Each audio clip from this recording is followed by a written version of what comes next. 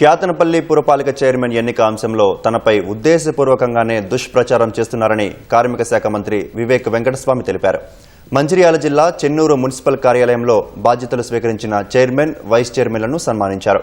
గతంలో అభ్యర్థులను భయపెట్టి డబ్బులిచ్చి అభ్యర్థులను పోటీ నుంచి తప్పించేవారన్న మంత్రి వివేక్ ఈసారి పారదర్శకంగా ఎన్నికలు జరిగాయని తెలిపారు. క్యాతనపల్లిలో బీఆర్ఎస్ అభ్యర్థుల గెలుపే ఇందుకు నిదర్శనమన్నారు. క్యాతనపల్లిలో ప్రజల తీర్పు అమలు కావాలని తాను ముందే చెప్పానని వెల్లడించారు. చట్టాన్ని చేతుల్లోకి తీసుకోవడం వల్లే బాల్క సుమన్ను అరెస్టు చేశారన్న మంత్రి వివేక్ కేటీఆర్, హరీష్ తనపై అనవసర విమర్శలు చేస్తున్నారని ధ్వజమెత్తారు. వాళ్ళు లేటుపోయినందుకు ఆ ఎలక్షన్ పోస్ట్పోన్ అయింది.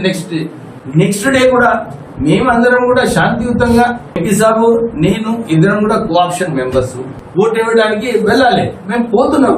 మమ్మల్ని ఎందుకు అడ్డుకున్నారో నాకు అర్థం కాలేదు. నిజంగానే అక్కడ ప్రాబ్లం ఏముందంటే టీఆర్ఎస్, సిబిఐ ఎవరు చైర్మన్ కావాలి, ఎవరు వైస్ చైర్మన్ కావాలి, వాళ్ళ గొడవలు వాళ్ళకున్నాయి.